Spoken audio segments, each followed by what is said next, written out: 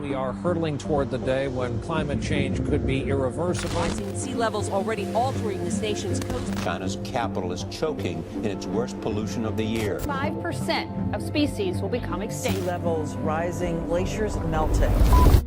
If we do nothing, the picture of the world is one of absolute devastation. There's no convincing scientific evidence for man-made climate change. We're spewing 162 million tons of human-caused global warming pollution into it every single day, as if this is an open sewer. Satellite data demonstrate for the last 17 years, there's been zero warming, none whatsoever. It's why, you remember how it used to be called global warming? And then magically the theory changed to climate change? Sure. The reason is it wasn't warming, but the computer models still say it is, except the satellites show it's not. We are in the beginning of a mass extinction, and all you can talk about is money and fairy tales of eternal economic growth. How dare you? Drill, baby, drill. Drill, baby, drill. You can have the best capitalism and global capitalism in the world, but if people are dead, they're dead. It's over. Enough is enough. The world is at a breaking point. Catastrophic climate change, biosphere collapse, and a global energy crisis have been met with apathy, denial, and despair. It is going to take everything we know and love. Like clockwork, our corporate overlords present us with two untenable options. Submit to an Orwellian itinerary of energy rationing and population control, or ride the status quo into the abyss. Both sides are right, and both sides are wrong, which means both sides are missing a critical piece of the puzzle. Since the early 2000s, we have seen an increasing number of unauthorized and or unidentified aircraft or objects in military-controlled training areas and training ranges and other designated airspace. Some of them appeared to remain stationary in winds aloft, move against the wind, maneuver abruptly, or move at considerable speed without discernible means of propulsion. That's pretty intriguing. I think I would, without discernible means of propulsion, I would say that we're not aware of any adversary that can move an object without discernible means of propulsion. The phrase unidentified flying object is a deliberately obfuscating term. What it really is an alternative energy and propulsion device. This is the real reason for the secrecy. These technologies, if they were disclosed, would end fossil fuels, pollution, and poverty overnight, and usher in a new era of abundance, freedom, and peace. Instead, they have been kept secret for over 100 years. Dr. Stephen Greer, the world's leading expert on UFOs and extraterrestrial intelligence, has been advising presidents and heads of state for 30 years on the urgency of the situation. We don't have much time left.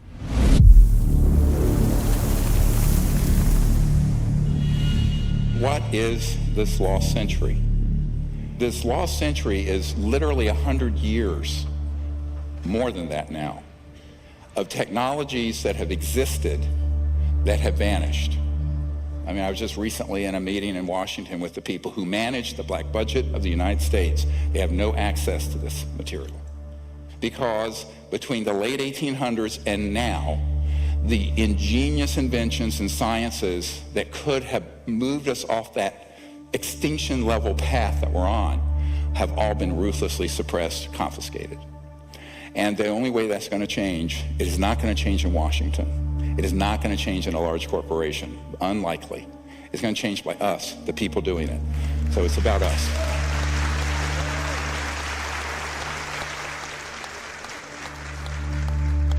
Let's look at this.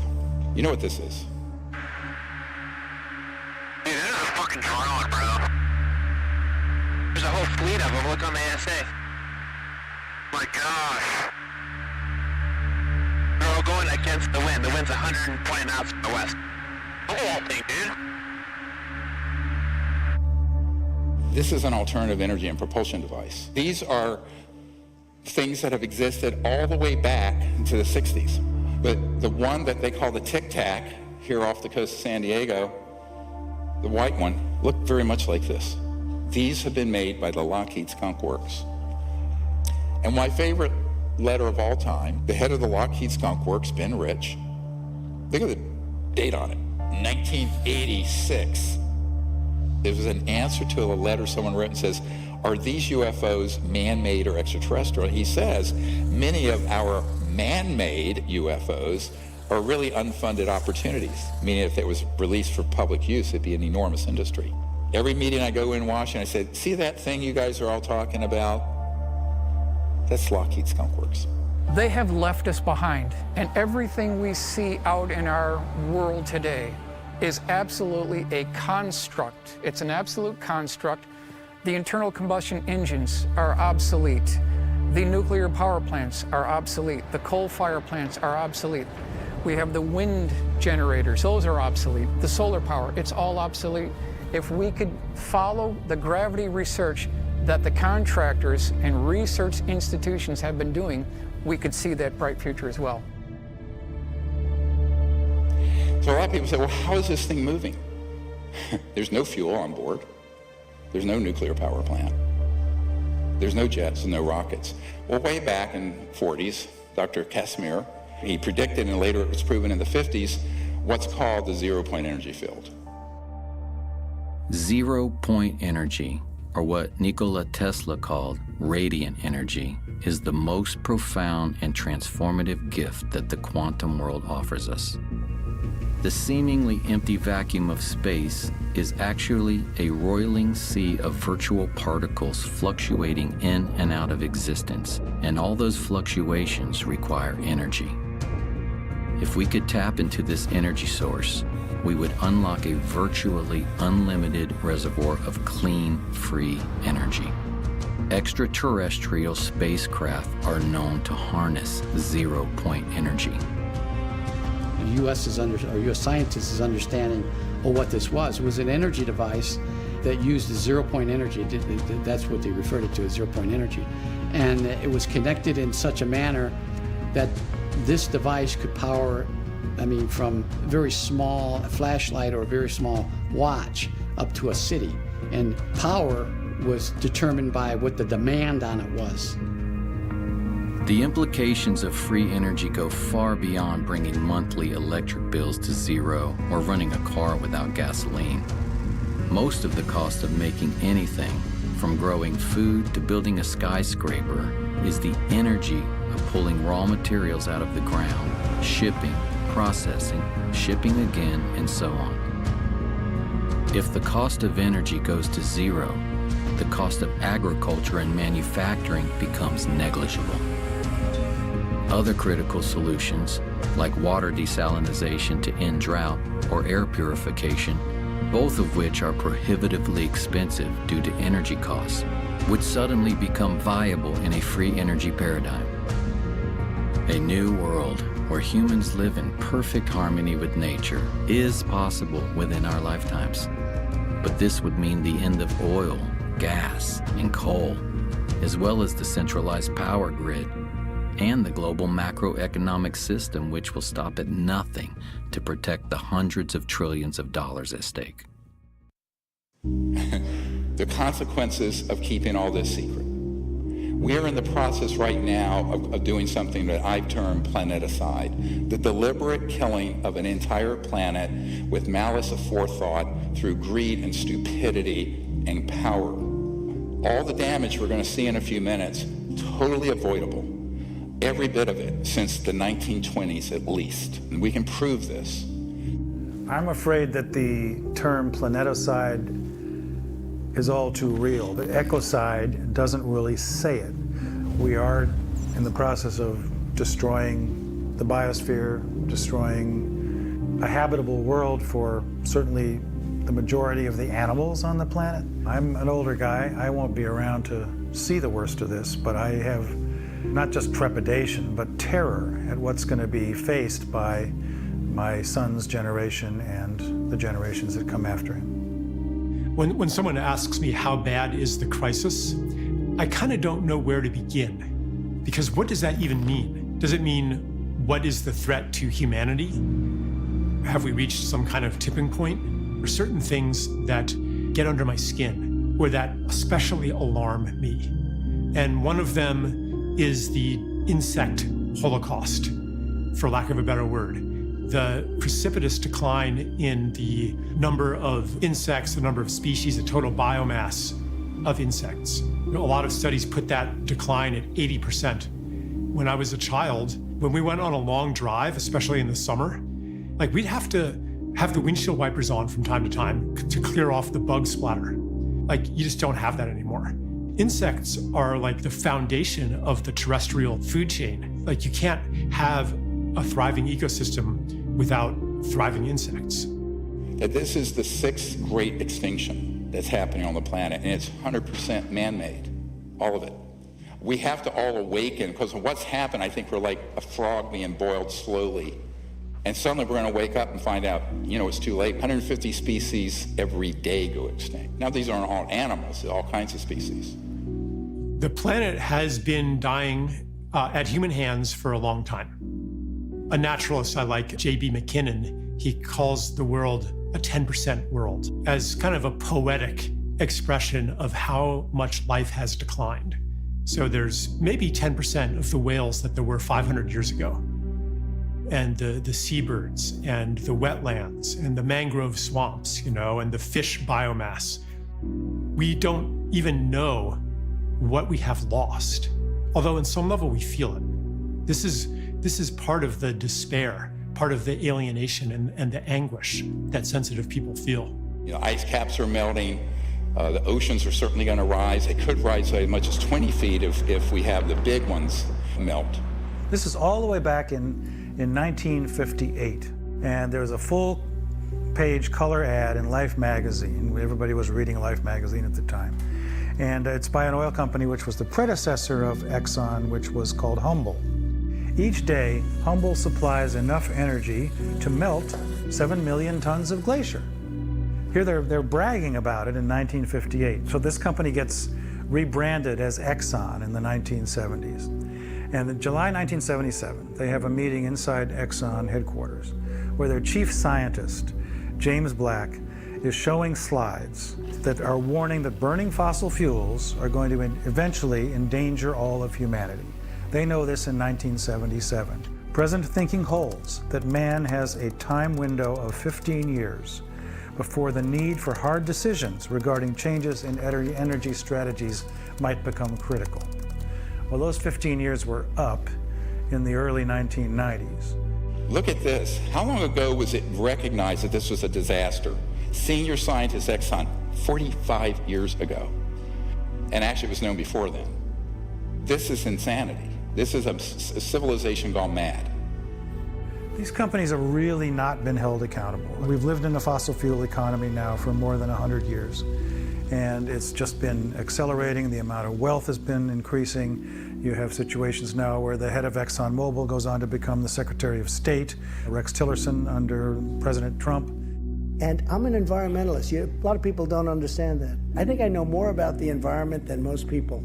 So there is really very little accountability that exists. Many scientists, such as myself, have discovered that there are very concerted, well-oiled machines that provide false information, even to scientific and academic programs. It's called capture, where they try to rationalize away this problem and everything's fine. One company, Exxon alone, has funded more than 40 different groups to keep alive its campaign to deny the worst impacts of climate change. There was a guy named Martin Hoffert, and he's a professor of physics at New York University, a consultant to Exxon for their climate modeling during the 1980s. And he said this: the advertisements that Exxon ran in major newspapers raising doubt about climate change were contradicted by the scientific work we had done and continued to do. Exxon was publicly promoting views that its own scientists knew were wrong, and we knew that because we were the major group working on this. This was immoral and has greatly set back efforts to address climate change. Here's a case where the Canadian government ordered the scientists not to disclose the extent of it. So what you get in the media is a very sanitized version of this problem, which many people believe we may have already gone over the edge of the red line, how far we can go without a safe return to a sustainable civilization. China is the world's biggest greenhouse gas emitter by a huge margin. And if there's anything clear so far coming out of this year's Communist Party Congress, it's that coal is having a bit of a revival in the world's second largest economy. A senior energy official said China will give full play to coal as ballast in the country's energy mix.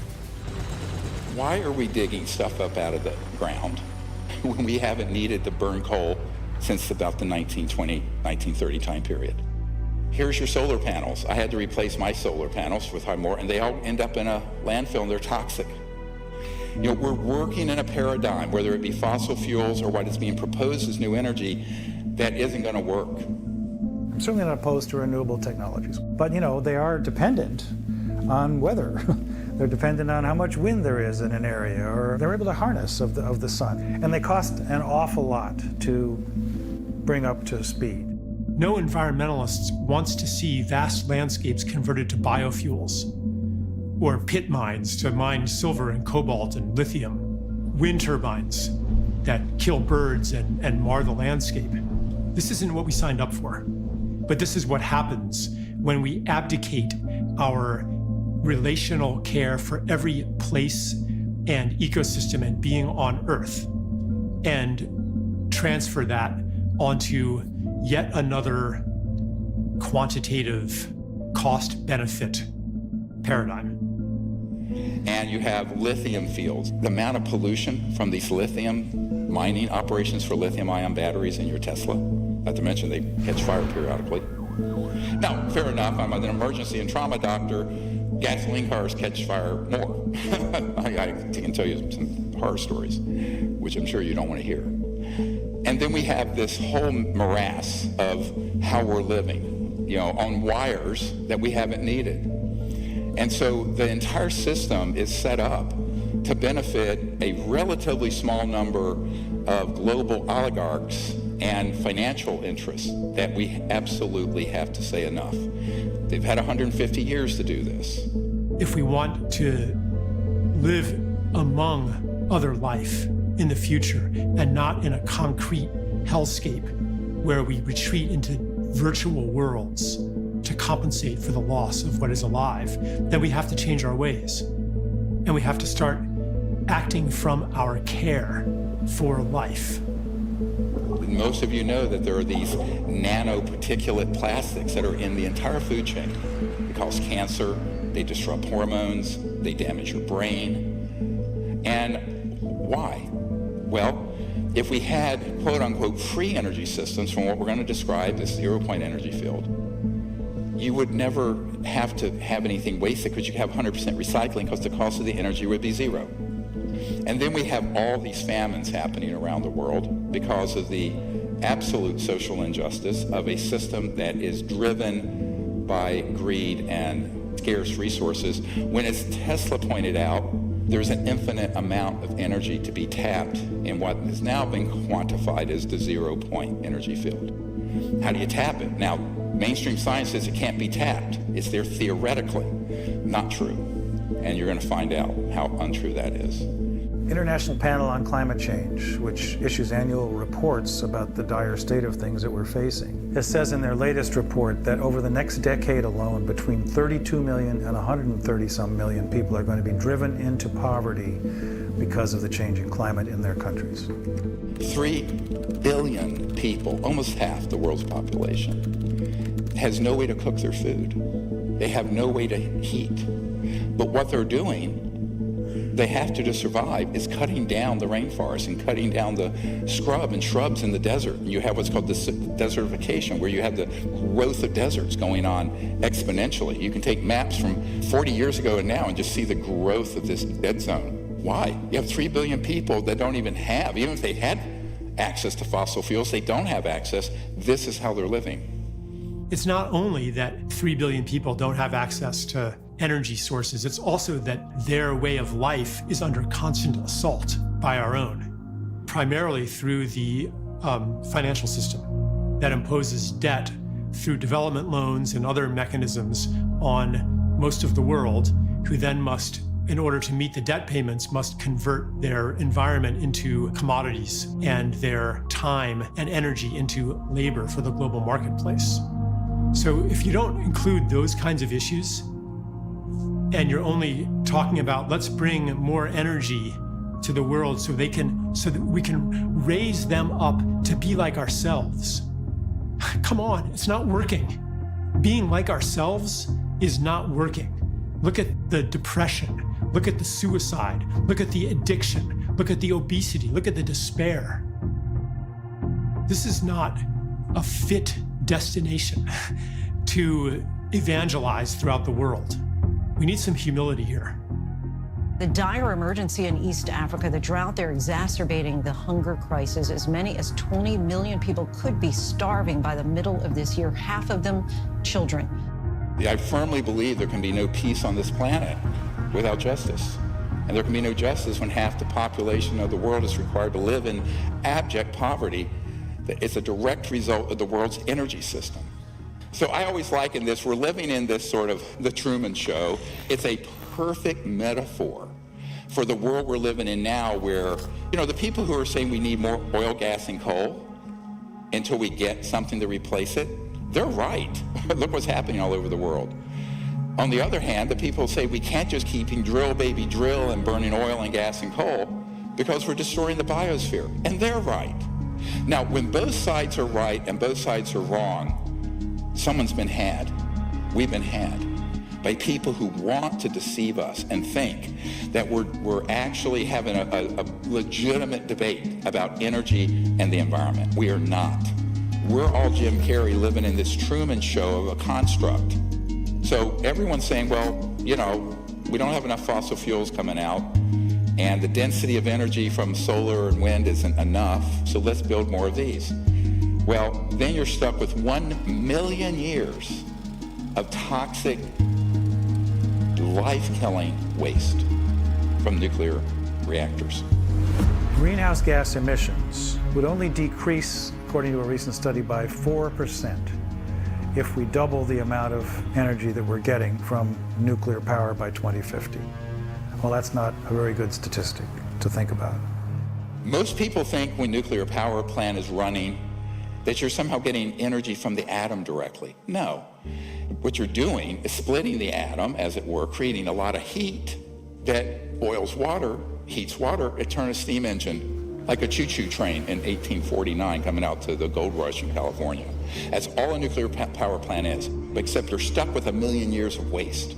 And this is the other problem. The distribution of the power from the point that you have the primary source, by the time you generate it, transmit it through the inefficient transmission lines, and then you're wiring in your device or your home, you've lost at least 66%. So 66% of the energy is completely wasted. So here's your energy grid. 12% is a new renewable. The rest is the old system. So if you plug in your electric car, 88% of the power is coming from gas and oil and coal.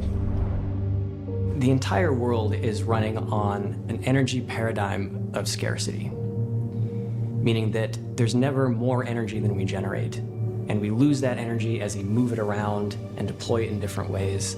And so energy is expensive, and energy is difficult to get to remote areas.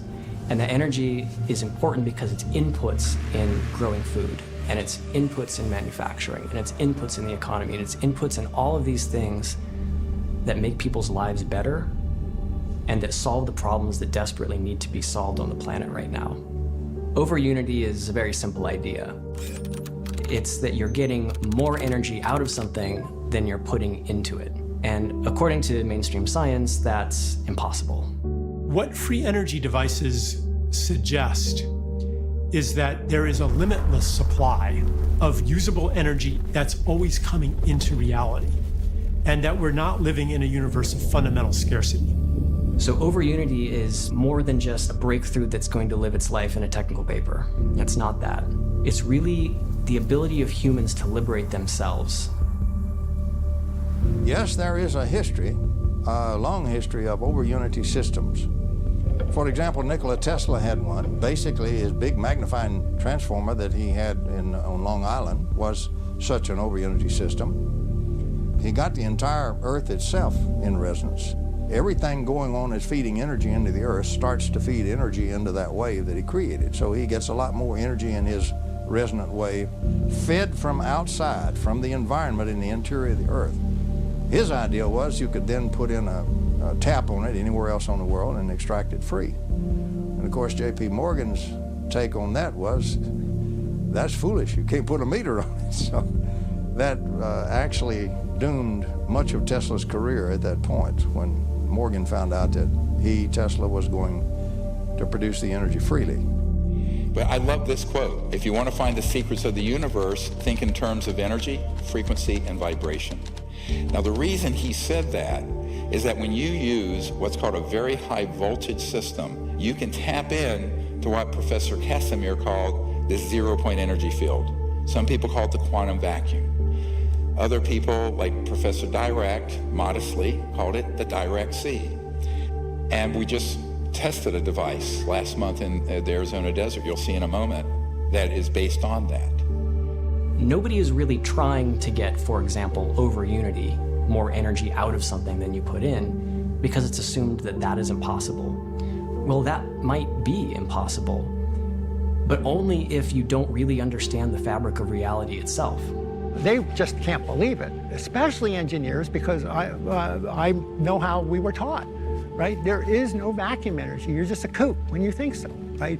If they took a little more physics, they would go, well, maybe. It's not a small thing. It's not a matter of finding proof for some technology, for some invention, and convincing everybody of it.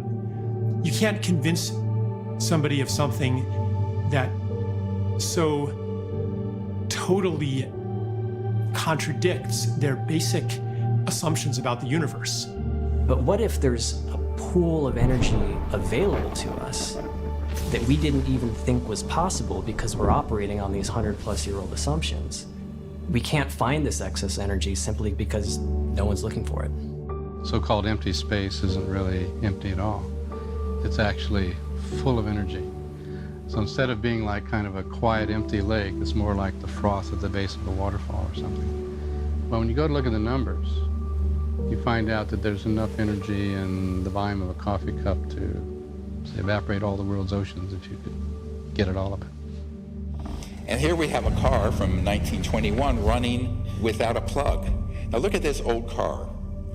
And it was pulling energy out of, they just said out of the environment. They couldn't quantify what, but they had the correct frequency, and this had a battery and some wiring, and it was running around without being plugged in. Memo to Tesla Motors, go and research this, and get rid of your plug-ins. And this is one of my favorite, 1902, a farmer and engineer named Stubblefield with Tesla, he had something they called the Earth battery, or the Stubblefield battery, and it had rods going into the Earth and some wiring, and it was picking up this magnetic flux field of the planet, and he was running his farm, and Tesla was there with him, 1902. So when I say 100 years, lost century, no. I do not wish to talk about it myself, but I've been a victim of quite a bit of suppression.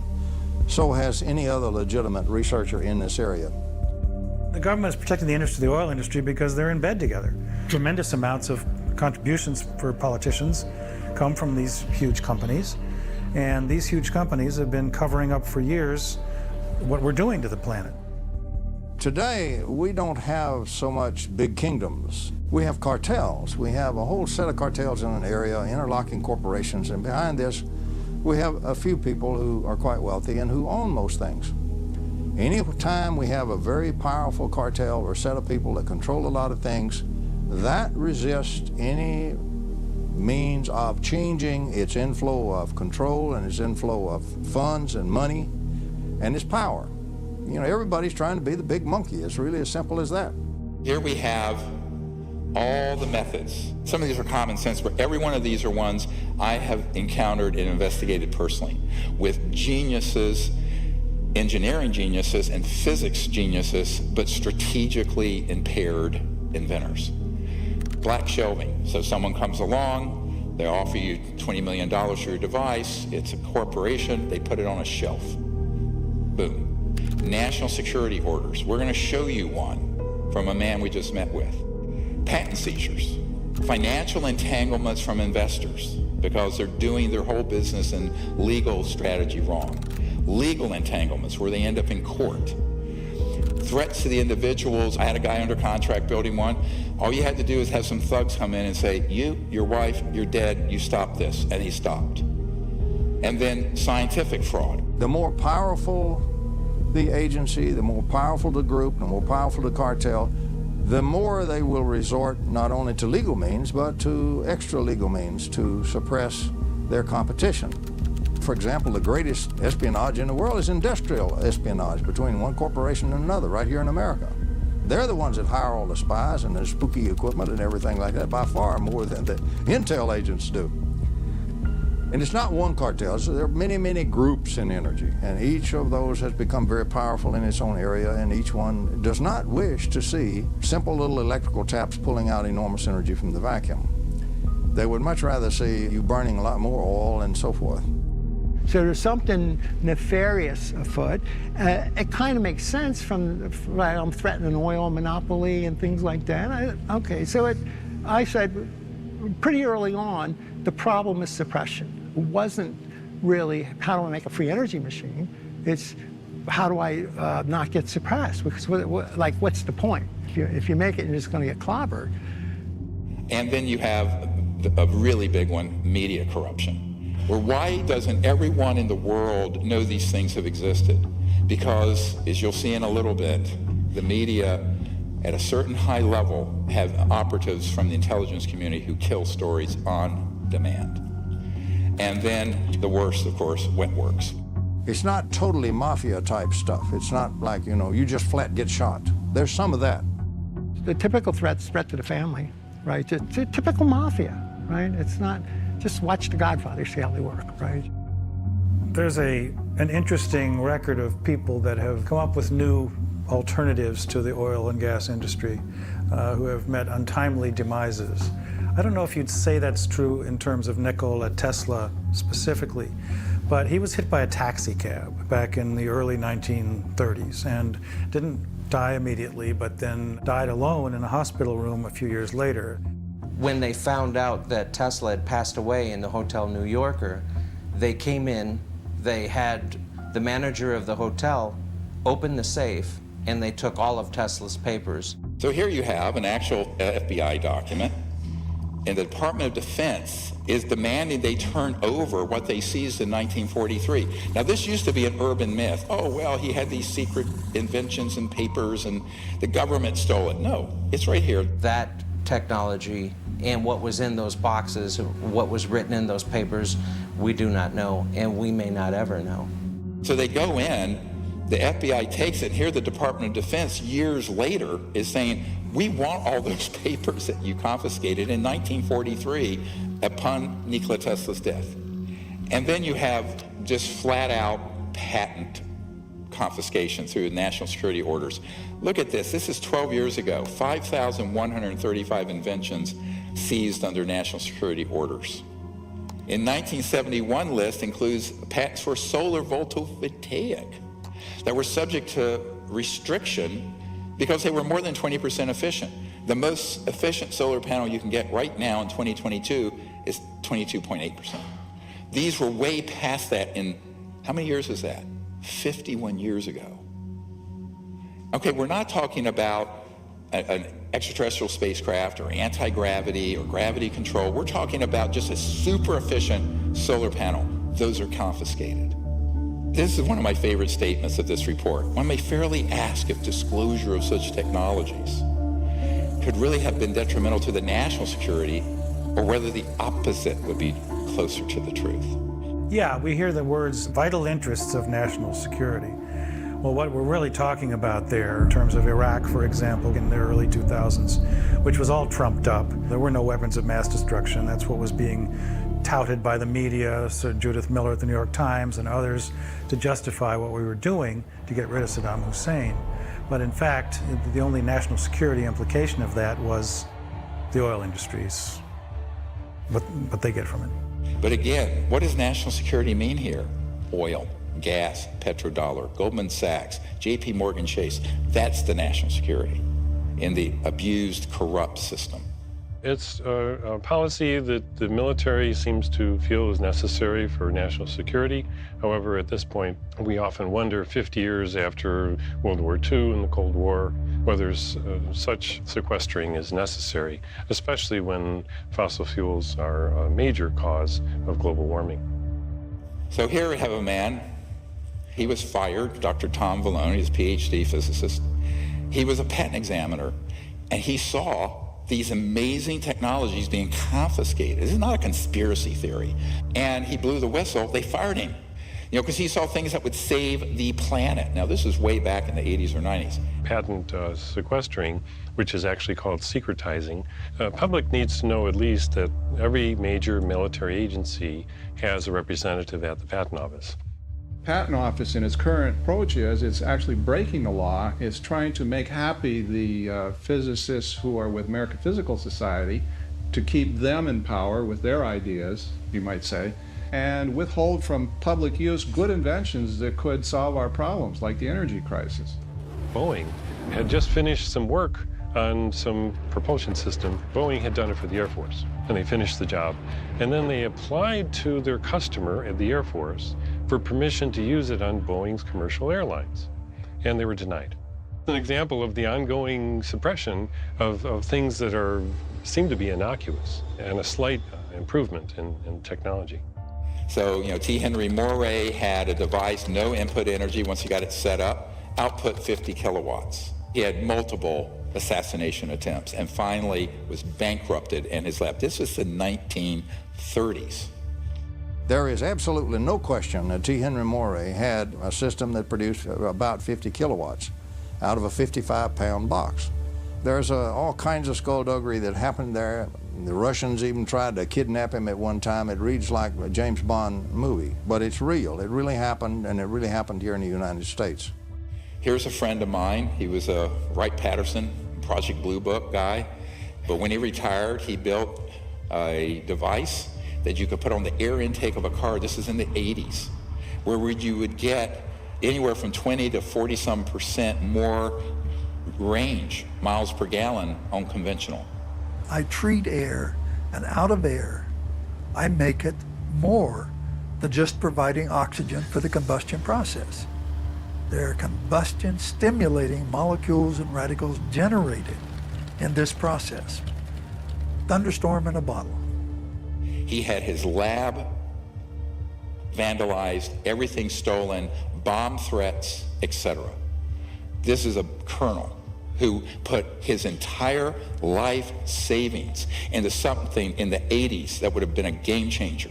But it wasn't a free energy device. It wasn't something just running out of the 0 point. It would have just gotten more efficiency and cleaned up the air. The Environmental Protection Agency is a bit of a dictatorial police agency. They call themselves a protecting agency, but they are a police agency. EPA cannot approve a fuel-saving device. They put out reams of documentation stating that something will not work. This gentleman actually took a device from a Russian immigrant and another and kind of packaged it. He didn't actually understand it that much. And you had 26, almost 27 watts going in, 7,460 watts going out, and tested and verified by multiple labs.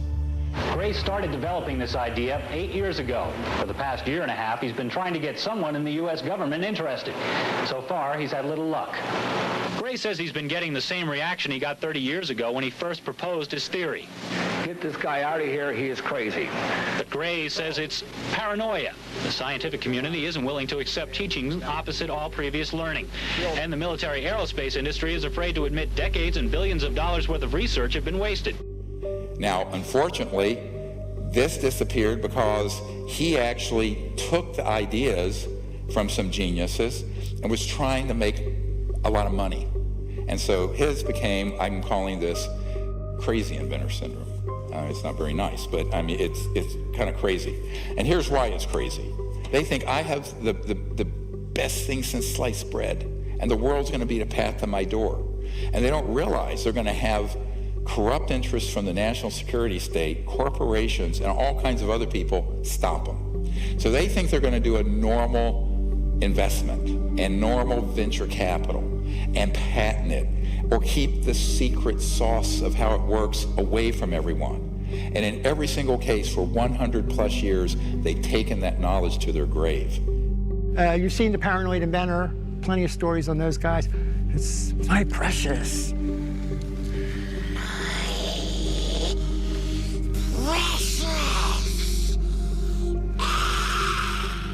I can't share my secret. Everybody will take it from me, right? This paranoid, I have it, this is worth gazillions of dollars and everything else. And they're so naive, they have no idea. At first, they think they're the first, right? Have no idea the history of this and what happens to the others. So, having done that for 31 years now, I have been dealing with people with these devices since 1991. Almost all of them fall into some part of this syndrome, and it's a tragedy. You'll see the device, I'll have engineers come in and test it, they go, oh no, I'm gonna keep it secret, nobody can know but me, and I need to make a bunch of money, they wanna be the next Rockefeller of energy, and the next thing you know, they're dead, or the device is confiscated, or it vanishes in a buyout. So this guy had the same problem. He had a device, they have it there still running, but they think that no one can know this but them. They're buying into the paranoia. My answer is open source it, dump it on the internet, blockchain, or any way you can. You have no patent, no intellectual property. The whole world knows about it, and every scientific lab in the world can reproduce it. We're going to get to this strategy in a minute. That's how we go. We got to do that.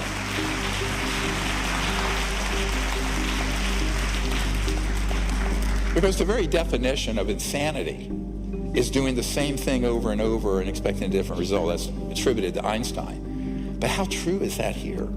So we have to change our strategy. Many of these inventors are really good at the technical stuff, but they're not great communicators. This power is something I have given my life for you the people. Now set up this demonstration for y'all. You don't have to be a rocket scientist. They're not good at business. They're not.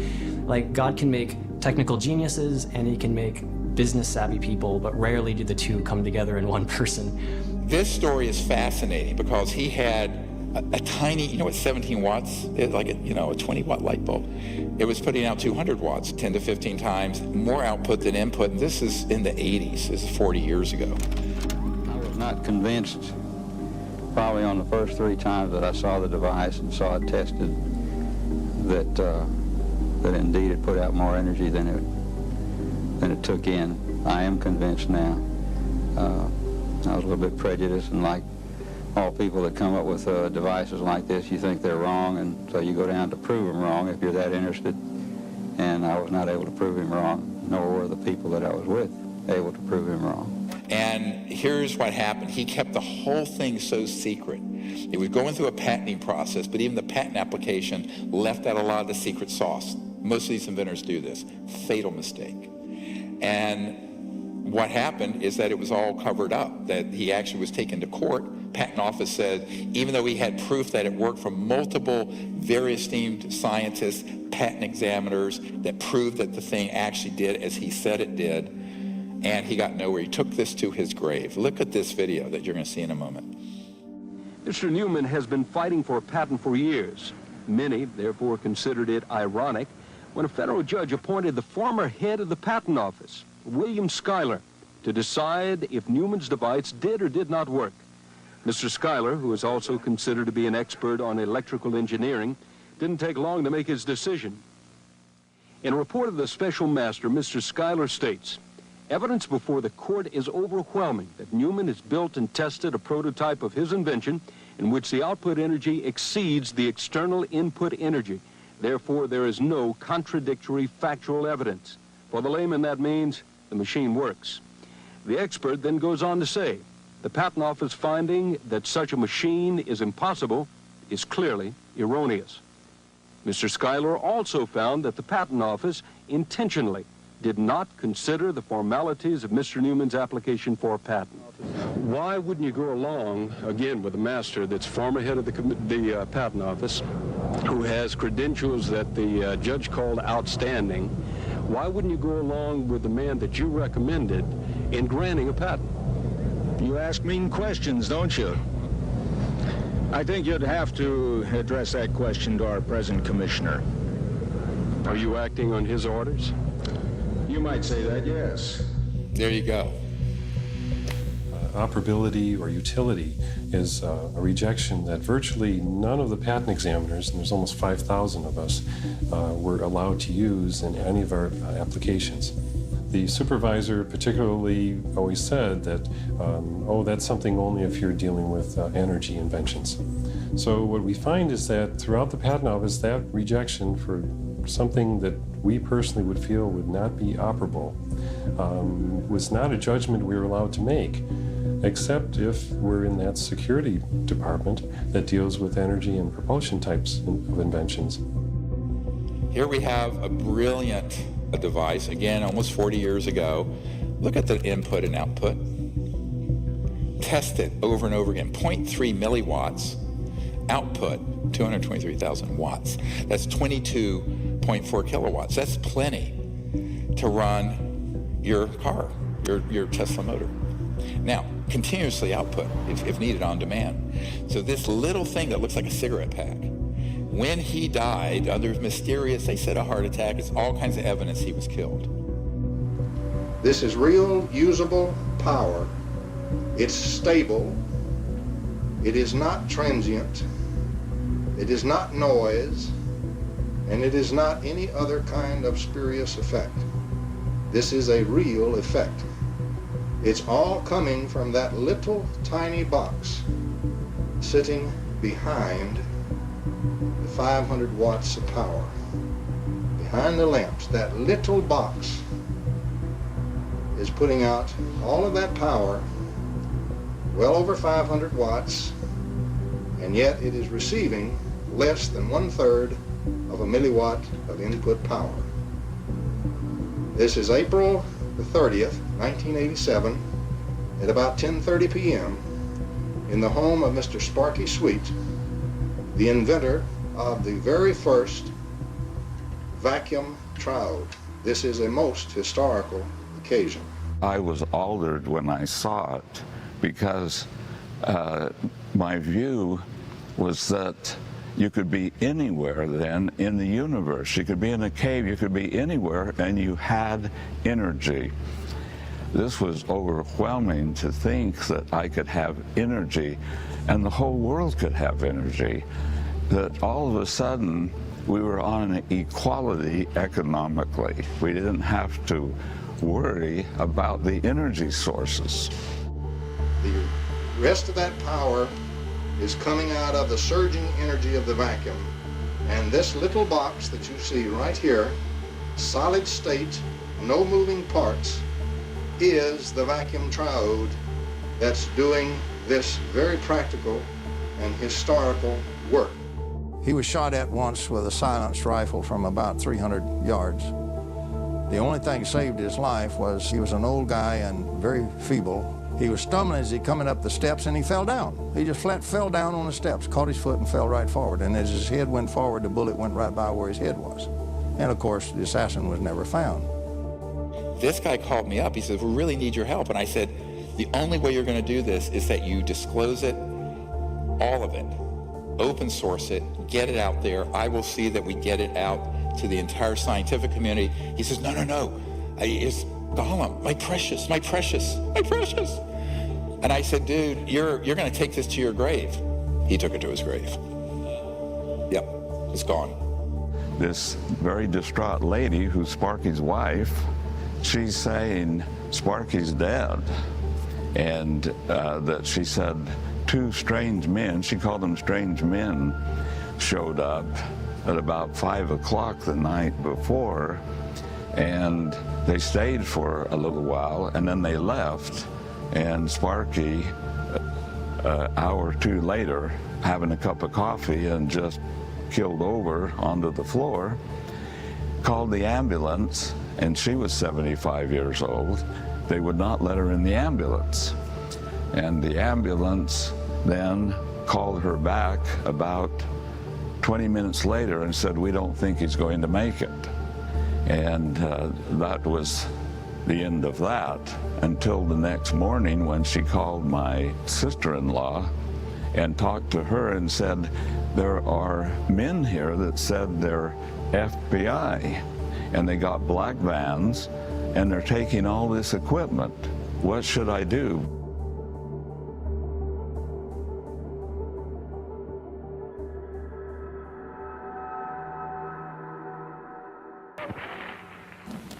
Good afternoon and welcome to this edition of Eyewitness Newsmakers. I'm your host, Doug Miller. On March the 23rd, chemists Stanley Pons and Martin Fleischmann rocked the world of science. They announced that they had achieved cold fusion in their laboratory at the University of Utah. The promise of a cheap and a plentiful energy supply grabbed the world's attention. It didn't put out a lot of power, but what was scary is that this is 1989. It made the, cover of all the magazines.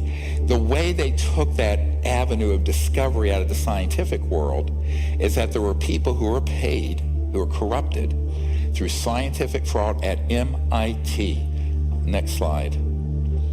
Dr. Eugene Maloff, dear friend of mine, PhD, Harvard and MIT, brilliant man. There was a man named Eugene Maloff who it's quite possible was eliminated by the powers that be in the fossil fuel industry. He died in 2004. He was murdered that year. But Maloff was an extremely important figure in the alternative energy world, especially in terms of what's called cold fusion. And he was at MIT in the science office for education when he saw how they had changed the data on the reproducing the Pons-Fleischmann experiment. And he blew the whistle. I inadvertently was looking through some piles of paper that had been given to me in a casual manner by all these hot fusion physicists as they were trying to do their calorimetric repeat of the Pons-Fleischmann experiment. And to my utter astonishment, I can remember sitting at my desk in my study and actually seeing these two sheets of paper, one dated July 10th, 1989, and another dated July 13th, 3 days apart.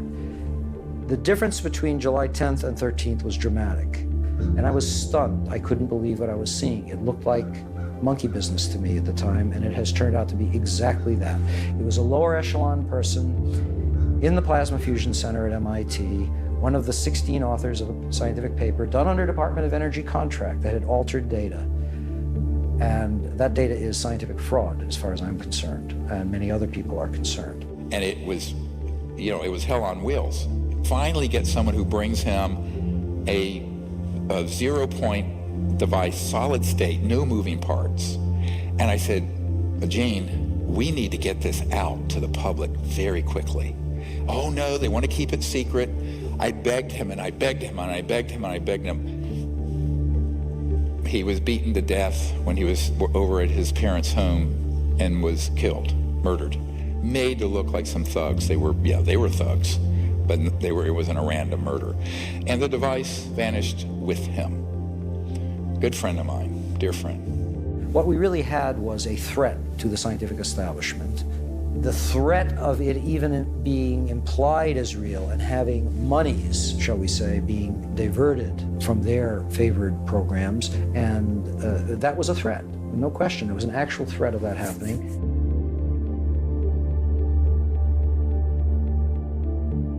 U.S. scientists making a huge breakthrough. A source tells CNN that for the first time ever, researchers have been able to create energy from a fusion reaction. Now, Laura, I could explain all of this in great detail, of course. But basically, it's a giant step towards a clean energy future without dependence on fossil fuels. This is the first time, by all accounts, they've gotten more heat out than they put in. Not so fast. This supposed breakthrough, announced just as we were finishing this film, is a total distraction. The net gain, 0.1 kilowatt, is enough to boil a kettle of water and not much else. But what is truly baffling is that they are not counting the actual input required to power the lasers to get the machine going. When you count the energy it took to generate the fusion reaction, it's actually a 1,200 times net loss. Furthermore, fusion reactions can generate heat in excess of 3 million degrees, which would ignite the oxygen in the surrounding air if a breach ever occurred. Everything about this is, at best, wrong. At worst, fraudulent. So why is this fake solution being pushed by every media outlet on the planet when we have had real solutions hidden in classified programs for 100 years? Different people have different devices. Of the ones that have promise, there's certain themes that keep re-emerging. The first theme is torsion physics. Torsion physics is a fancy way of saying something that spins like this and something that spins like this. Think of it as like an hourglass shape. I think that it has to do with it representing the way energy moves in the universe. At the biggest levels, like the galaxy, it's a spiral. A tornado on Earth is this vortex motion. Our DNA is a stranded spiral. A second theme is plasma. A lightning bolt is plasma, right? The spark gap in a car is plasma. So plasma is the fourth state of matter. Solid water is ice. Add more energy, it melts and becomes water. Add more energy, it becomes steam. And then if you were to add even more energy, say through running an electric current through that steam or through any gas, you end up with plasma. You can think of it as maybe this liminal state or in-between state between the physical world and the non-physical world, whatever that is. There's some evidence emerging that plasma can provide a shielding of inertia. So if you imagine that you're a UFO and you need to zip around at crazy speeds, you can't pump the brakes too fast, otherwise everyone's going to slam into the windshield, right? But if you had some sort of inertial shield around the craft, i.e. like a plasma shield, you might be able to eliminate the inertia surrounding that and keep the occupants safe. I think this is why the UFOs seem to glow. Plasma glows. A third theme is that of the ether. The conventional or mainstream understanding of the base level of reality is maybe the quantum sea, tiniest particles all bumping into each other. The ether conceives of this differently. It says that there's a kind of a fluid geometry that is the base layer of physical reality, and that to understand that fluid geometry is to be able to really understand electricity, magnetism, and gravity. And this, according to Tesla and others, is the key to really understanding what he was getting at with all of his wireless transmission of energy stuff. But I believe that we're going to see something like a return of the ether. It won't be called that, but it'll be something like that that's going to enable us to make much more progress in these areas in the coming century. This gentleman, he had a car that would run on water, but it had to be modified. A local inventor has discovered a way, hear this, to use water to run your car. It's a major breakthrough that will no doubt make motorists happy. And as Ralph Robinson explains, the Pentagon is also showing lots of interest in this project. And he always kept that secret. He had a patent that he falsified the voltage and the frequency, cycles per second, because he didn't want anyone to reproduce it and leapfrog him financially. Again, this crazy inventor syndrome. And what happened, and when he passed away, there was a whole warehouse full of floppy disks and papers and everything, and his heirs wanted to sell it off. What people didn't realize is that this car was the least important thing Stan Meyer had. He had a toroid, and the toroid was a donut-shaped electromagnetic device that had had a national security order slapped on it. Because I was going to get it and openly disclose it. Though the scientific establishment may have ignored the likes of Meyer, the powerful military-industrial complex certainly hasn't. Over the past 10 years, Meyer says he's been quietly approached by many influential organizations who would never admit publicly to their involvement with him. This was a disaster. If we had a few $100,000 we were going to offer, but we made it clear we were going to open source it. Well, they had a group, an engineering group from Michigan come in who had a lot more money because they had a big backer. And they were going to monetize it, keep it secret, try to repatent it, all the usual crazy ideas, which would be great if you're just developing a new software program, but not something that's going to change the world forever. Can't do it. They were working on a couple years. I get this hysterical call. He says, Dr. Greer, we need your help. We need your help. He says, they're on the run for their lives. They've been sabotaged. They've had death threats. And my advice was, forget about Gollum and be in my ring, in my precious ring. In this case, it was literally a precious ring. Just put it out there. I will help spread it. We will build these up independently, have labs tested, and you cannot put that toothpaste back in the tube. You squeeze it hard enough. He says, yes, you're right. It's probably the only way. But they think they can find a safe country to go to. I said, you're going to have to go to another star system, my friend. I literally said that. No way that's going to happen. So sure enough, I find out a few months later, I'm meeting with a high-tech guy in Orange County. That entire team was assassinated. The one survived. It was just crying like a baby in this man's office. Technology shows that we can release energy up to beyond 2.5 million barrels of oil per gallon of water and do it safely. So it gives us the ability to not only sustain and maintain the economies of the world, but also give us the abilities to handle the environmental pollution problems at the same time. This sort of encapsulates, 5 or 10 of the suppression techniques, all the way from murder to crazy inventor syndrome, falsifying your patent, trying to make money first instead of proving the science first, etc. And of course, he took this to his grave. He was poisoned and killed at a Cracker Barrel. An ignominious death, if ever I heard one. Stan Meyer's water engine points us to a deeper mystery concerning energy in our universe: microscopic ball lightning. The late physicist Ken Shoulders developed a technology called charge clusters, which are likened to ball lightning. When they are discharged, they actually tap into the zero-point energy field. This is where most of the power in Stan Meyer's device was coming from. Like Stan, Ken Shoulders faced terrible suppression.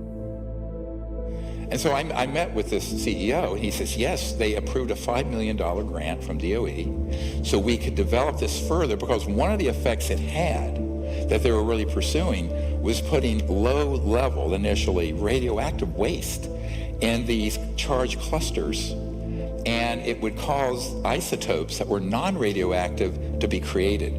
What does this mean? You can clean up all the radioactive waste.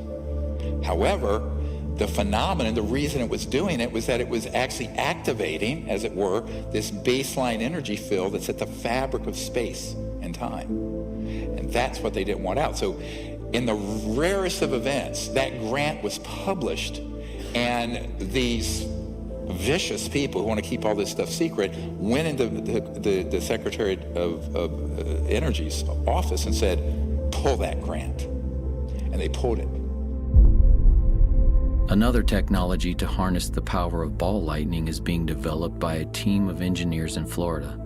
They have successfully tested several prototypes that allow any internal combustion engine to run mostly on water.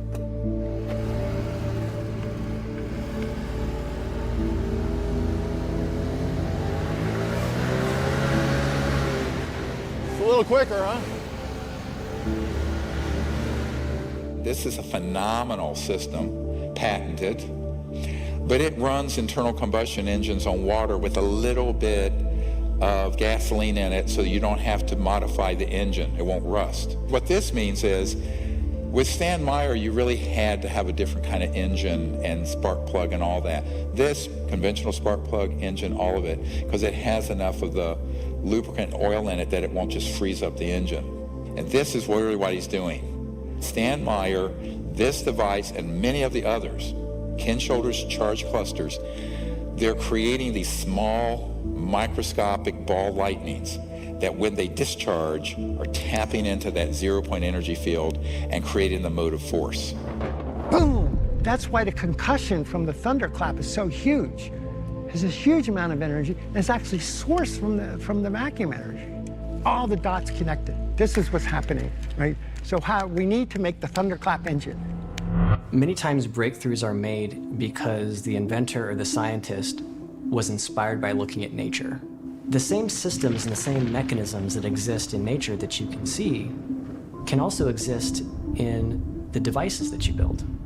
So by trying to mimic that, you can tap into the intelligence that nature has already shown you when it comes to being efficient with the energy transmission mechanisms. Another current technology was recently investigated by Dr. Greer and his engineering team at an undisclosed location in the Arizona desert. 1, 2, 3, 4, 5, 6 magnesium alloy specially configured plates. This thing's the size of a nice-sized shoebox. The circuitry you see on the right is a misdirect because the guy has crazy inventor syndrome and thinks he can keep it secret and make $1 trillion. You don't interfere with the big, powerful people. You don't put them out of business. They're still in business. They still have those 50-year leases on the lines and all the power transformers. You'd be able to get one of my power plants, just replace a coal-fired plant, you know. But it wouldn't be big news or anything because I'm just selling the electricity to them, okay? And then they're going to say, wow, we're making more money at this plant than we are the others. So they're going to put them around, you see?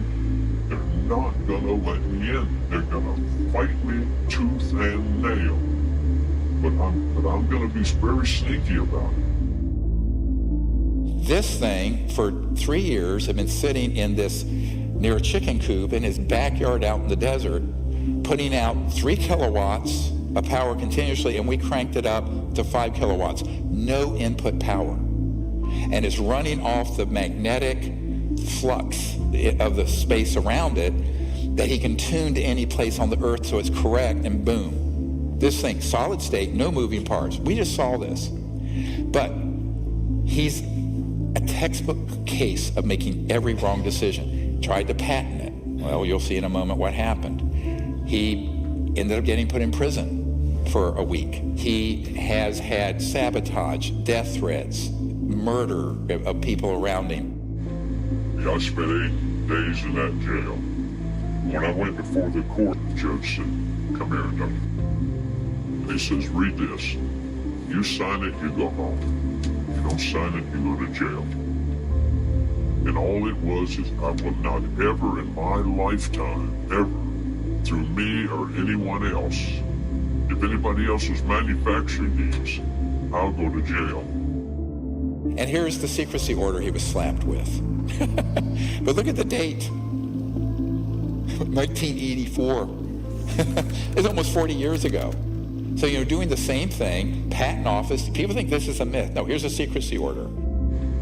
See, so I don't want to go through that again. I'm scared my family and everybody. So now what we're going to do, we're going to be very quiet. I'm going to build my 1 megawatt. It'll take 2.5 years to build it because it's very complicated. I gotta acclimate it to the earth. Technologies like this and countless others will never see the light of day without a radically new strategy. Dr. Greer is preparing to launch a multi-centered, state-of-the-art research and development lab that will develop zero-point energy technology, live streaming 24/7 for security and transparency. All research results, data, and plans would be released to the world open source, freely available to the public and the scientific community. This will require broad public support to make this a reality.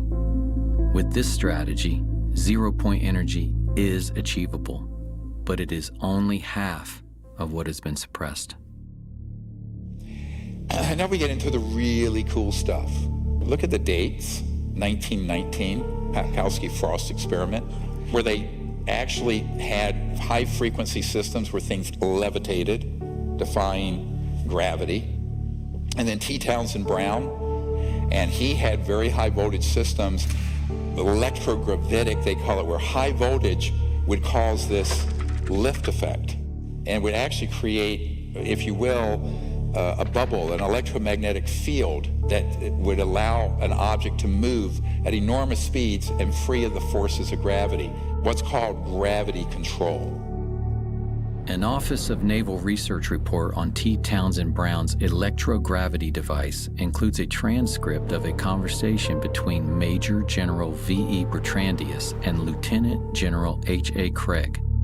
Bertrandius remarks, "It sounds terribly screwy, but Friday I went down to a place called the Townsend Brown Foundation, and believe it or not, I saw a model of a flying saucer." Townsend Brown was an independent experimenter, and he actually worked on, as you can see, very large replications of saucers that he believed were vital for a different type of propulsion. The big question is, can I prove this? This I consider to be a very serious Rosetta Stone. This is Young Man magazine. The article is titled, "The G Engines Are Coming." By far the most potent source of energy is gravity. Using it as power, future aircraft will attain the speed of light. Now, in this article, they give you the names, they give you the time frame, they give you the dates, they give you the defense contractors, universities, and research centers that are actively pursuing cracking the gravity barrier. They talk about the Lear Corporation, the Sperry Rand Corporation, the Bell Aircraft Corporation, all trying desperately to crack the gravity barrier. And it's clear from the eyewitness testimony, they've done it. And then we have Michael Schratt to thank for this, great archivist and historian. And he's found these journals that date from the 50s, one, 1956, where the big buzz in the aerospace industry was anti-gravity, quote unquote, the G engines, gravity engines. And this was actually in the open literature until they figured out how it really works, and it all went black. Now, where did they get the technology? This was an interesting crash retrieval. This is prior to Roswell. This is November 1946. This was seen by a courier who went to Wright-Patterson Air Force Base, and he had a guard, an MP who he was friends with. And this guard said, "You know what? I got something I want to show you." So he brought him into this facility at Wright-Patterson Air Force Base, and there was this craft sitting there. And this little red dot that I have here shows you the attempted point of entry. They were using a diamond tip drill bit to try to get into this craft. So the question is, if this is one of ours, why would they be trying to get into this? So is this the beginning origin point of a reverse engineering program? You know, some of the UFO crash retrieval material, we've looked at it and we found that the materials used are very strange. When extraterrestrial material is recovered through military crash retrievals and its metallic structure is examined under a microscope, the metal is so pure that we could not replicate it, even in a vacuum in space. This is because extraterrestrial crafts are not manufactured on a Ford assembly line the way humans would manufacture something. Everything in the material universe has a frequency and a corresponding sound vibration that creates and sustains its being. Extraterrestrials manufacture objects by first creating a resonant frequency. For instance, the frequency of a flying saucer. This is a sort of vibrational blueprint that interacts with the substrate of the physical universe, pulling into existence from other dimensions atoms and molecules that then organize and condense into the structure of the object being created. In this way, extraterrestrial material is literally manifested into being, like transdimensional 3D printing or Star Trek's replicator technology.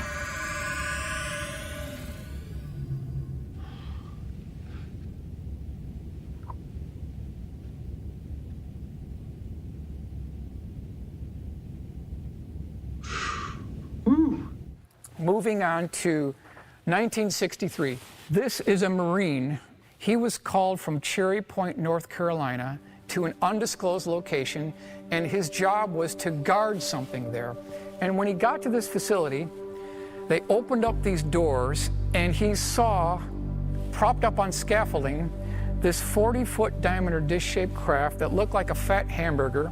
It was about 15 feet tall. He noticed that there was a white circle painted on the floor, and his job was to shoot to kill anyone who would try to breach that circle. They were trying 3 ways to get into this craft. Number 1 was a diamond tip drill bit. So we've got 2 cases of this now. Number 2 was an acetylene torch. That failed.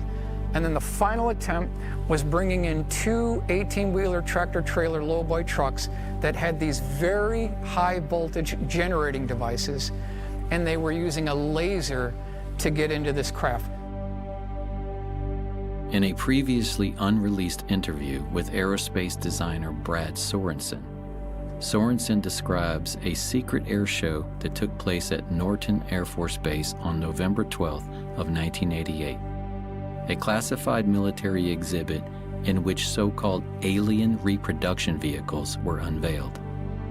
The craft were hovering off the floor with no landing gear underneath and nothing supporting it from above. When asked, where did they get these concepts from, Sorensen states, they said they copied it.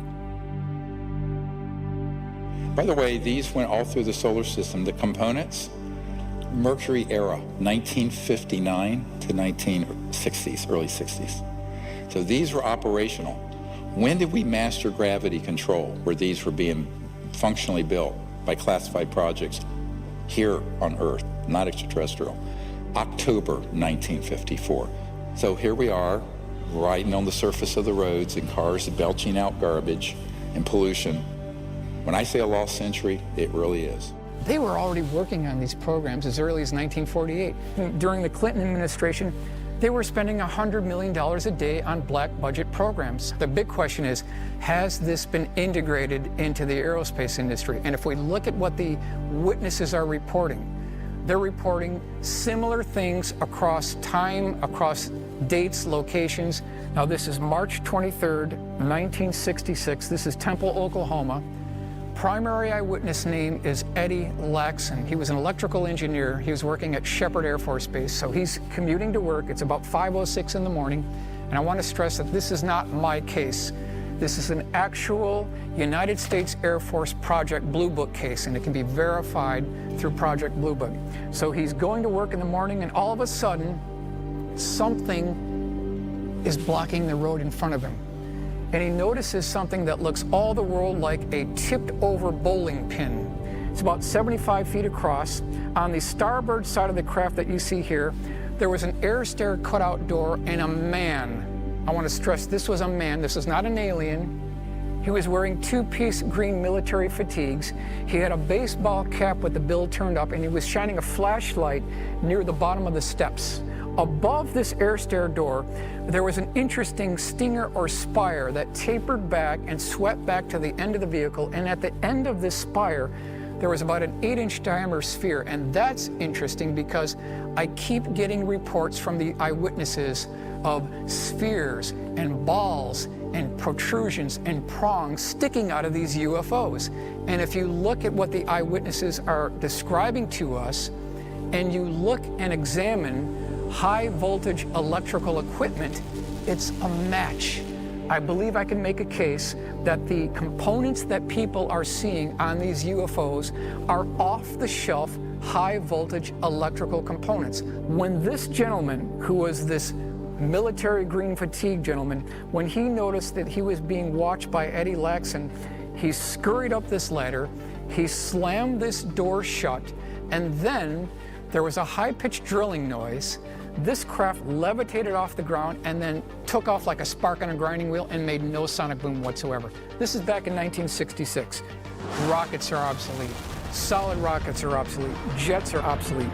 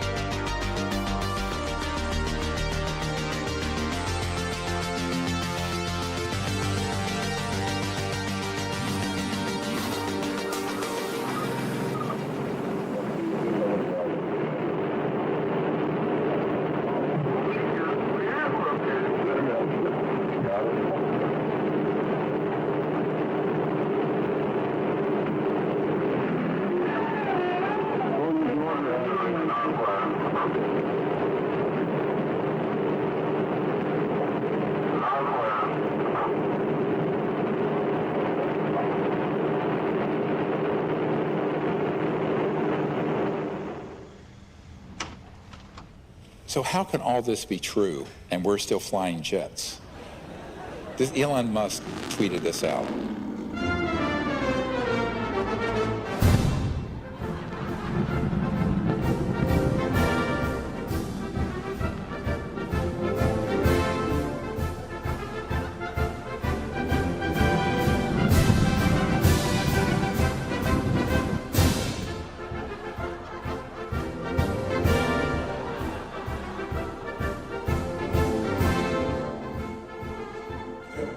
That's all very comical. It's not comical when astronauts I know have friends that died in this, the Challenger tragedy. Flight controllers here looking very carefully at the situation. Obviously a major malfunction. We're awaiting word. They're holding their breath, just, I'm sure, as everyone else is. In the center of the fire and the smoke, you can't see any form of what was once the shuttle. Here they are, going up on a Roman candle 40 years, 50 years, 60 years after we already had gravity control. This is the biggest cover-up and scandal in the known history of the world, full stop. We've already got the technology to do away with solid rocket boosters. We've already got the technology to take away completely liquid rockets. Why wasn't the Challenger crew briefed on this technology if we already had the breakthrough in 1954? And so then people get into, how can this be? I put this out a lot because it's a not declassified document. But you have an organization called MAGIC, M-A-J-I, Majority Intelligence Committee, and a few others that run these covert projects. They are beyond black. What do I mean? They're unacknowledged special access projects. I'm sure you also unacknowledged. But these are the projects that are off the radar, even of the people who manage the black projects. So I call this beyond black. These are way off book. And this was a security alert with the distribution list back in the 90s. So I gave this some people in the Pentagon, like Admiral Wilson, who I briefed, who was the head of intelligence, Joint Chiefs of Staff, and they got inside the program. I'm doing that now for a whole new generation of people since the law was passed to get to the bottom of what UFOs are, or what they call now UAPs. Nobody calls them that. It's ridiculous. Let me tell you what a UFO, UFA, they make up these fake names that are obfuscating. Unexplained aerial phenomenon. Like ball lightning or something. No, it isn't. First of all, it's not unexplained. Secondly, it's not aerial. And it's not just some phenomenon. They're either man-made UFOs or extraterrestrial. That's it. Keep it simple. The hardest thing for the senators and the White House people and the general public, and particularly the media, to understand, or scientists, is that if this is true, how could it be that it has been kept secret from the people? They're very good at counterintelligence. So it's structured, as Eisenhower warned us, beware the military-industrial complex. In the councils of government, we must guard against the acquisition of unwarranted influence, whether sought or unsought, by the military-industrial complex. A very strong warning of what he saw coming, because he'd been living with it for 8 years. The CIA was only created in 1947, and the Pentagon and its generals were, gaining much more power and as the nuclear age progressed. And Eisenhower saw it. The combination of military power with industry. If you think about what the industrial part is of the military-industrial complex, the industrial is basically the fossil fuel giants and the chemical companies and the now increasingly the pharmaceutical companies that are running rampant and increasing their wealth by astronomical proportions. This is just the value of the raw materials. Look at these numbers, $150 trillion in oil. That's actually an underestimate now. 40 trillion in coal, $1 trillion in uranium. But that's just the raw. When you multiplier effect, when you take it from there to retail and creating the energy, it's many more hundreds of trillions. And that's what's being protected along with the Bretton Woods petrodollar, where they decided to make the dollar the reserve currency of the world, but it's based called the petrodollar. So the entire macroeconomic, global economic system is sitting on a crumbling foundation of the energy system we use. And it's going to have to be transitioned. It should have happened 100 years ago. Now we're out of time. The malefactors of great wealth, as Teddy Roosevelt once warned us about. Writing the laws, paying politicians to write the laws that they want. Why is that happening? Robert Kennedy Jr. wrote the introduction to both editions of my recent book, which was Horsemen of the Apocalypse Became Climate in Crisis in its most recent version. And he said this, which I think is quite apropos to what I've been talking about today. They work together in lockstep, coordinated by Capitol Hill trade associations, lobbying firms, captive agencies, and paid-off politicians to increase authoritarian control, to transform all of us into mindless consumers, to shift middle-class wealth to billionaire plutocrats, and to liquidate our Purple Mountain majesties and our entire planet. They have declared war on democracy and personal freedom. A shadowy government with its own Air Force, its own Navy, its own fundraising mechanism, and the ability to pursue its own ideas of the national interest, free from all checks and balances, and free from the law itself. So get your mind around this. There is the government, constitutional government of the United States. And then there's this other secret government operation, which has more money, more power, more technology. It is a criminal enterprise. It is not sanctioned by the president. It is not sanctioned by Congress. And yet they're using our tax dollars and are raping the planet and destroying the earth and impoverishing half the planet. That's what we have to fix. We've got at least 109 UFO crash retrieval cases. All we need is one to be correct. And if they exploited the technology associated with these craft and procured that and put it into our aerospace industry, they have made a tremendous breakthrough in aerospace technology that I think that our Challenger astronauts should have been briefed on, our Apollo astronauts should have been briefed on, and we could have avoided all of this obsolete technology, and we could all move forward to that wonderful world and are not basically bound to these oil industries. Some people wonder why we don't know more about this. Why isn't the media telling us what's really going on? We have about 15 billionaires and 6 corporations controlling 90% of the media in the United States. We've got AT&T, Comcast, Walt Disney Company, National Amusements, that includes Viacom and CBS News, and Fox Corporation. They rely on advertising revenue, and that's going to mean they're towing a certain line. This is a CIA document. It was released. I was surprised it was released, and it says that we have relationships with every major wire service, newspaper, news weekly, and television network in the nation. In many instances, we have persuaded reporters to postpone, change, hold, or scrap stories that could have adversely affected national security interests or jeopardized sources and methods. Here's another part of your Truman Show everyone's been forced to live in. The idea that we have a free press or that we have a free market economy. Pray tell any economist in here, I challenge you, how do we have a free market if the most important scientific breakthroughs of the last 100 years have been ruthlessly confiscated, people murdered, and kept off the market? No, it's a controlled economy. It's a controlled media. It's an abomination, and it's killing the planet. There were days when I wished I had never seen free energy. The amount of pain that you wake up at 3 o'clock in the morning because you can't do anything, and you know that pollution can be cleaned up, and everyone is on the same economic basis. And because you're powering everything with the free energy, you can do really what the philosopher Joseph Campbell said. He said to seek after your bliss.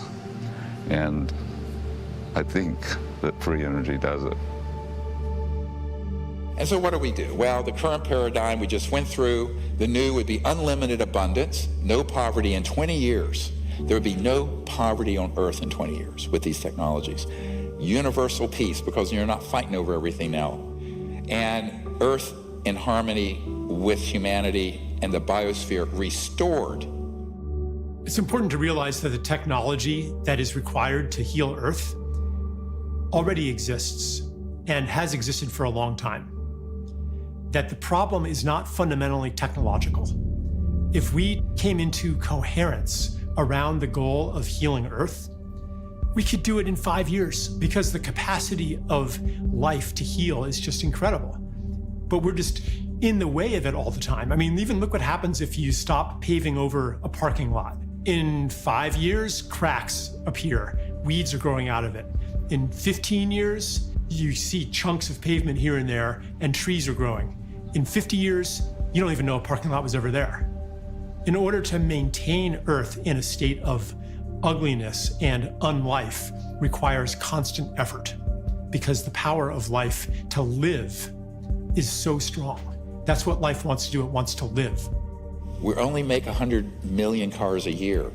If we converted like that, which is not going to happen, all manufacturing of automobiles to these zero-point energy generators, it would take, do the math,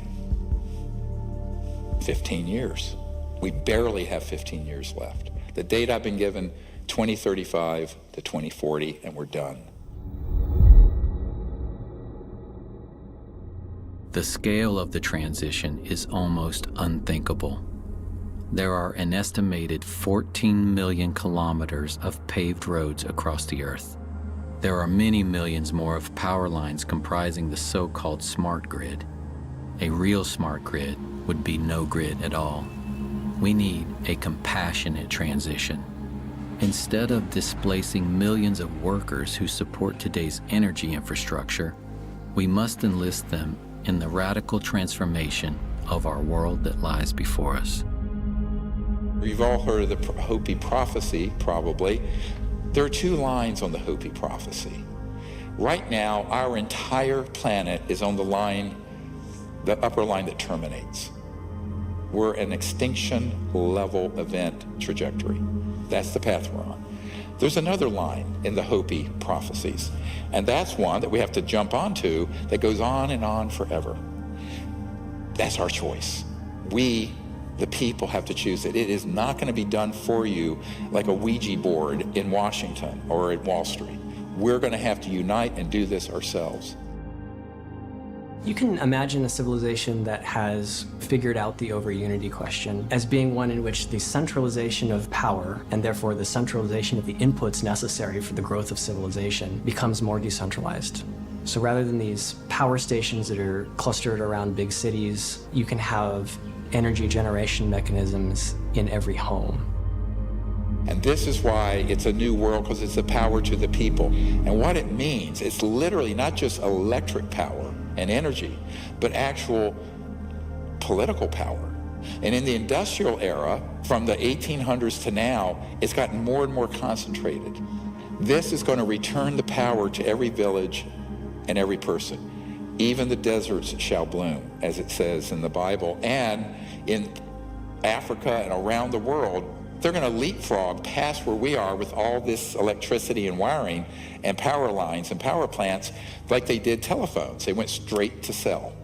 But this is a bigger leap where all over the world, all these impoverished areas, every little village and community will have its own energy generator for pulling water out of the humidity of the air. We have the technology to do that now. Why isn't it used? Because it uses a lot of electricity, which is polluting and expensive. It'll be a global village, all interconnected, but also all self-sufficient. Complete local self-sufficiency with no pollution. That's the world we could have had beginning in the 20s. 100 years later, may I suggest we accept it. It's time. We are 100 years behind where we should be right now. Why are we still pounding metal nails into boards to build houses? Why are we still loading up shipping containers on tankers and taking 2 months to get here? This is all a construct. And why I call this a time snap? A time snap is when things have gone so far off track. The only way to fix it is for the people to unite and come up with a totally different strategy where in a decade to 2 decades, we make up for 100 years. It can happen. And, you know, if nothing else, humans do want to survive. But this is now a survival question for every man, woman, and child on the earth. So that's why we have to do this. We have to remember also that the capacity for life to heal is almost unlimited. And we see this already with people who are restoring ecosystems and regenerating farmland. You know, even in a few years, miracles happen. You know, springs that had been dead for generations come back to life. Species that hadn't been seen in the area seemingly magically reappear. And so we can't forget that. We can't succumb to a despair that is founded in our distrust of the power of life itself, which again is part of the origin of our current condition. Visualize your house off the grid, clean energy, no wiring. Why? Because every device, whether it's this size device or your refrigerator, will have a small solid state quantum vacuum, 0-point energy device in it, running it. So there's no electromagnetic fields running through your house because you don't need wiring. Think what that'll do to construction costs and the simplicity of it. And here we are in the Sahara Desert, and you want to grow food? You create a biosphere dome. It's run on free, clean energy, as we've demonstrated. You're growing oranges. You can grow crops. You can have different zones in it for different temperature and humidity control. So anywhere on the planet that you need to have foods, it could be done under controlled circumstances, digitally automated, but with no cost for the energy and the water, virtually none. What that means is the food scarcity and starvation we're facing, that goes away very quickly in a 20-year period. Here's your typical street in your neighborhood, anywhere in the world. And as we bring these technologies out, the grid comes down. We don't need it anymore. When there's a snowstorm or hurricane or whatever, you don't lose power because you're not dependent on a grid that's going to be torn down by ice and snow and wind. You don't need wires. All these wires, it's a clutter of wires. You don't need them because every device will have its own source of energy. This could have been done decades ago.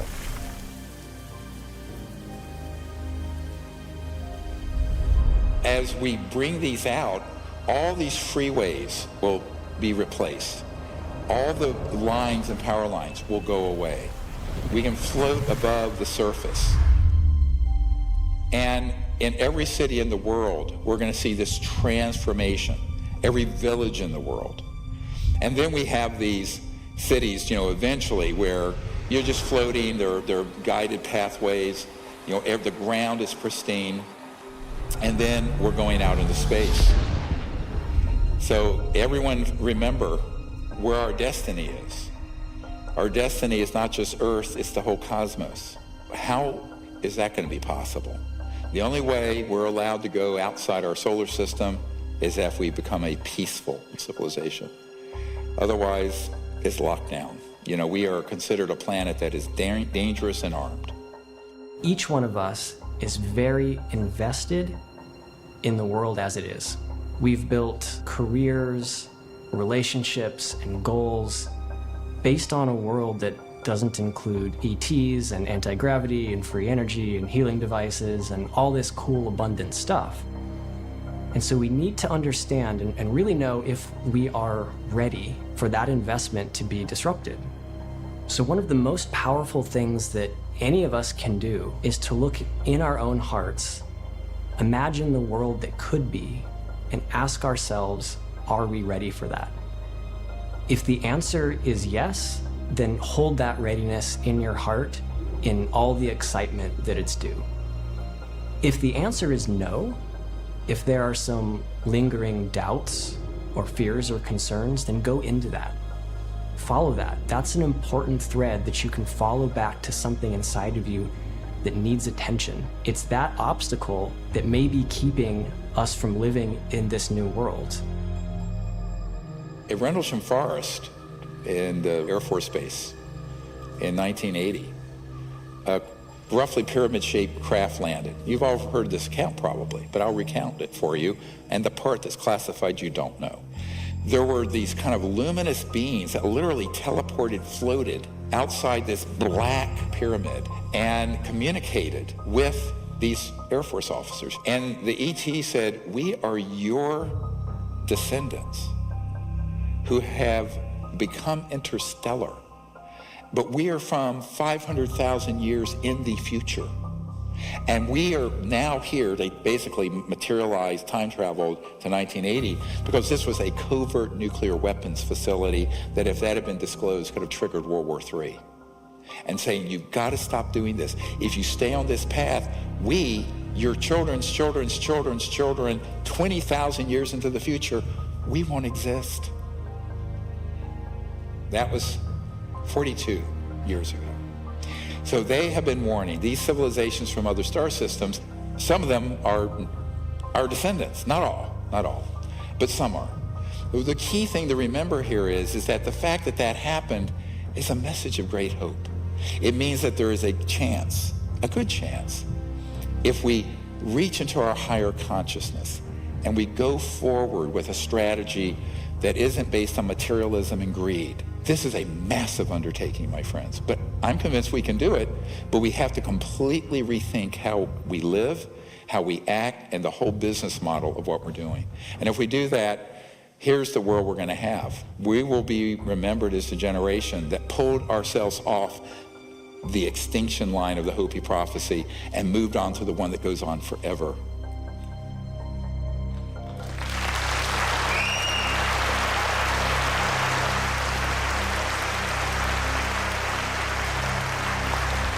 Thank you all. We can do it. Nelson Mandela once said, "Our human compassion binds us the one to the other, not in pity or patronizingly, but as human beings who have learned how to turn our common suffering into hope for the future." We have every reason to have hope. The solutions already exist. If we come together as one human family, we can reclaim our lost century. I wanna be free, so free, like a feather blowing through the breeze, like a bird in a tree, like a dolphin in the sea. I wanna fly high, so high, like an eagle in the sky. And when my time has come, I'll let it all go with a sigh. Pachamama.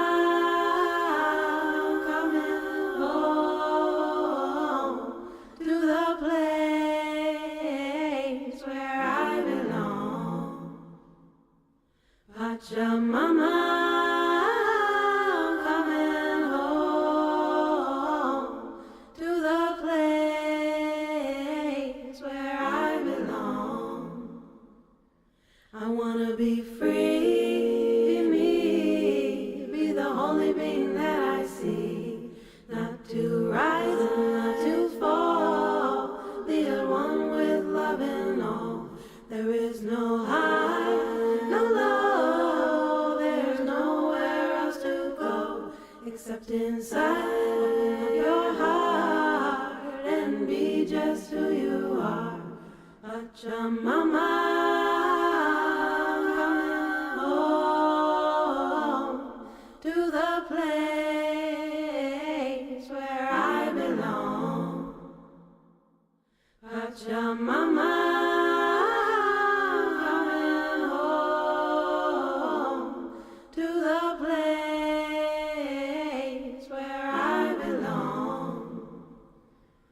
Pachamama, coming home to the place where I belong. Pachamama.